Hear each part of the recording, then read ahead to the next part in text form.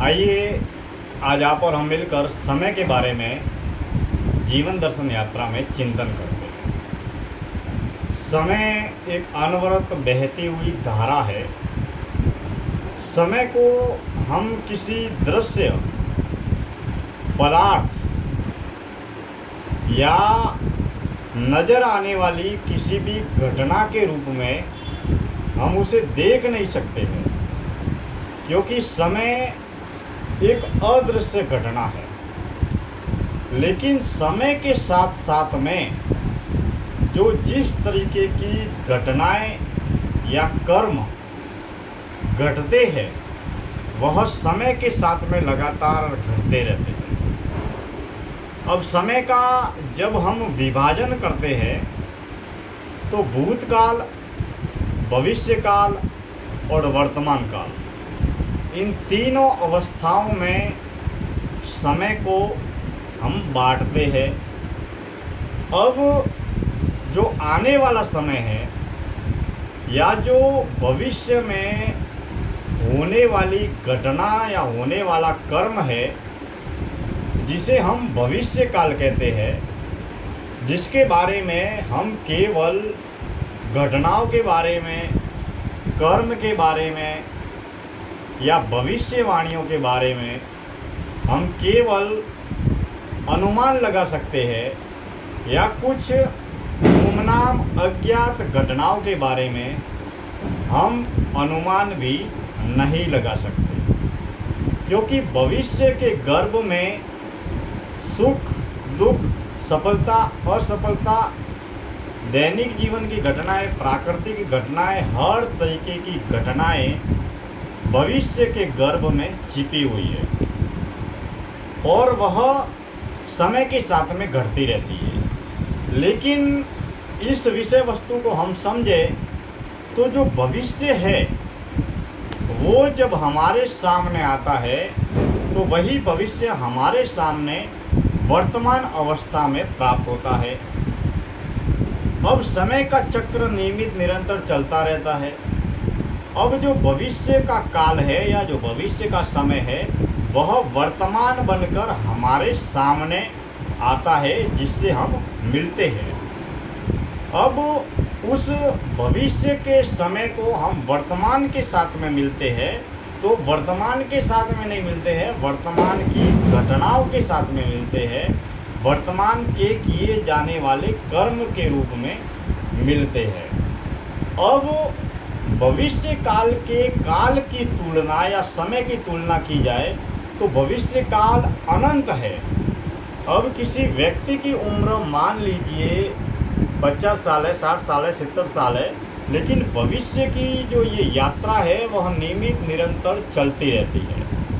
अब वर्तमान काल के समय की अवस्था क्या है या वर्तमान काल की अवधि क्या है?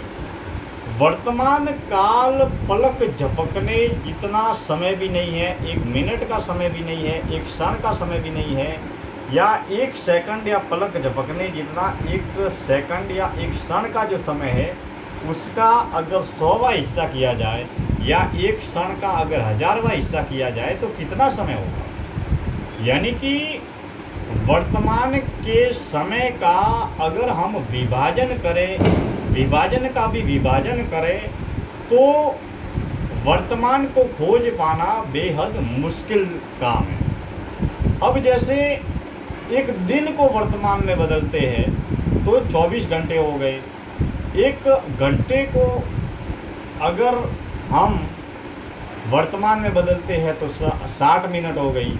लेकिन अगर पलक झपकने जितना वर्तमान का समय है उसका अगर 100वां या 1000वां हिस्सा किया जाए तो कितना समय बचेगा? लेकिन हमारे भूतकाल,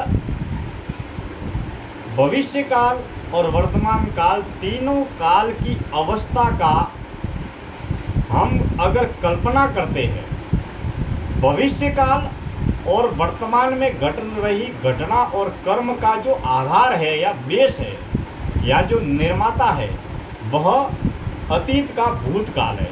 किया हुआ कर्म और जिया हुआ जीवन जिसके आधार पर भूतकाल का निर्माण होता है जो समय या कर्म या घटना घट जाने के बाद में वो समय गुजर चुका है। अब वो समय गुजर चुका है, लेकिन वो हमारे मन, बुद्धि, दिल, दिमाग, जो स्मृति है उसमें, याददाश्त में वो हमेशा हमारे बीच में कैद है।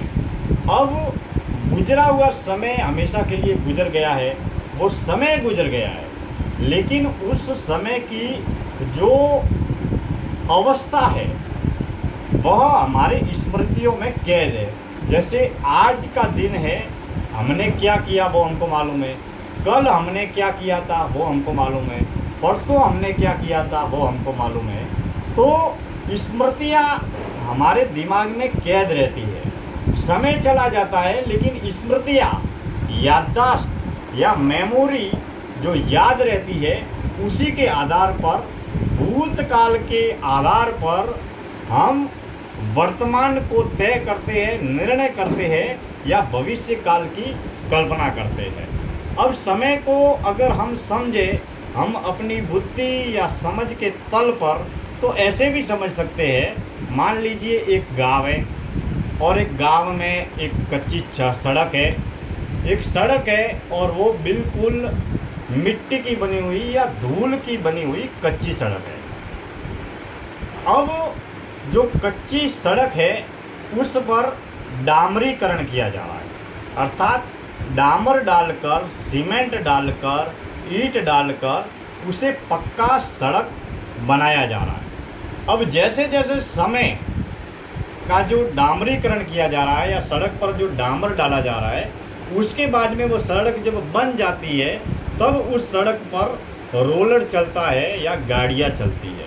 तो ठीक उसी तरीके से समय की जो ये जो चादर है या समय की जो चड़क है वो हमारी ज़िंदगी में बिछाई जाती है, और समय की सड़क को जैसे ही बिछाई जाती है तो उसी समय की सड़क पर कर्म की, घटनाओं की गाड़ियाँ चलती रहती है। अब मान लीजिए कि आज जो घटनाएं घट चुकी है वो हमें मालूम है।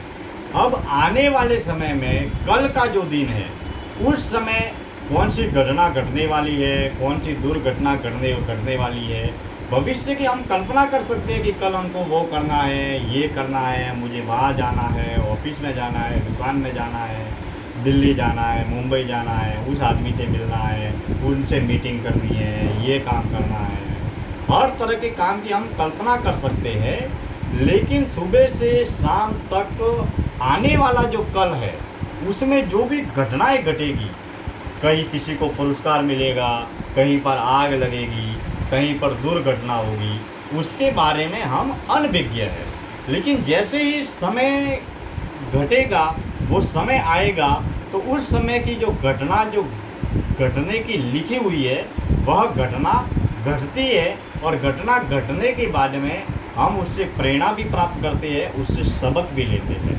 तो समय एक ऐसी अवस्था है जिसको रोका नहीं जा सकता। मान लीजिए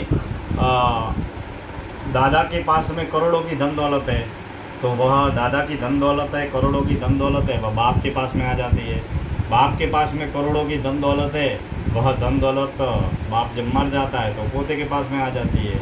तो धन दौलत को स्थानांतरण किया जा सकता है कि मेरी धन दौलत आप ले सकते हैं, आपकी धन दौलत मैं ले सकता हूँ।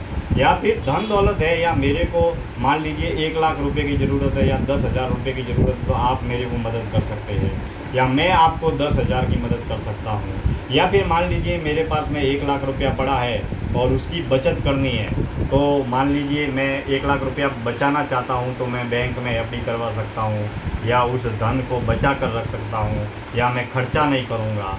लेकिन जो समय है उसकी बचत नहीं की जा सकती। समय की बचत करने का एक अनमोल नुस्खा या सूत्र यही है कि आज का काम आज ही करें, अभी करें, इसी वक्त करें। हमारा जो भी समय 1 मिनट मिली है तो 1 मिनट में मुझे क्या करना चाहिए, 1 घंटा मिला है तो मुझे क्या करना चाहिए, 1 दिन मिला है तो मुझे क्या करना चाहिए। समय का जो जितना सही तरीके से ज़्यादा हम इस्तेमाल करते हैं अपने जीवन को आगे बढ़ाने के लिए, वही समय की बचत है। जैसे आज का एक दिन निकल गया, तो आज का एक दिन अब कल मिलने वाला नहीं है। अब जैसे कल का दिन भी मिल जाएगा और कल का दिन हम घूमने फिरने में या गैर जरूरी कार्यों में या लापरवाह रवैये में हम खो देते हैं, तो वो समय हमेशा के लिए गुजर गया। लेकिन वो जो कार्य है वो तो हमको हमारे कार्य करने ही है। तो इसीलिए जीवन में समय बहुत महत्वपूर्ण है। समय एक अदृश्य घटना है।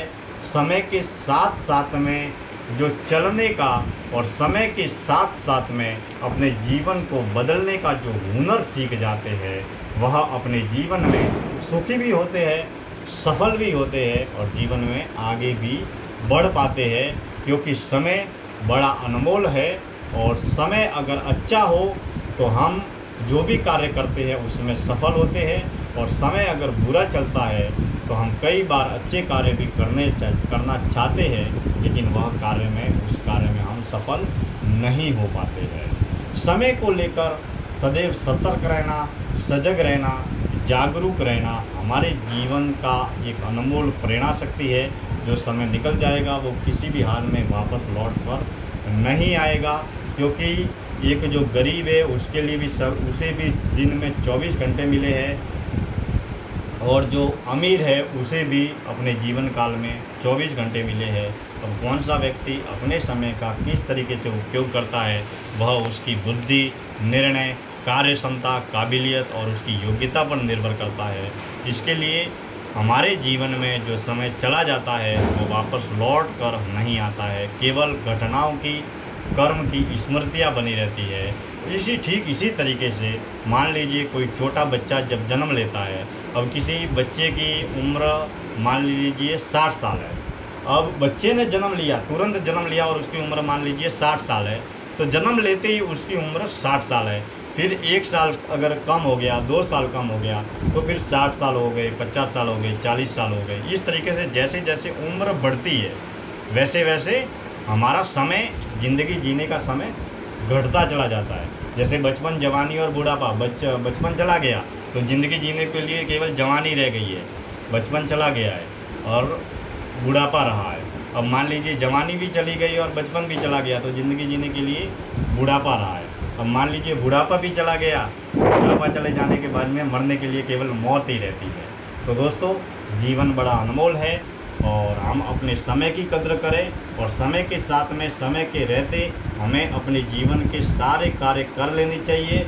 समय की समझ को विकसित करना चाहिए और समय के साथ साथ में चलना चाहिए।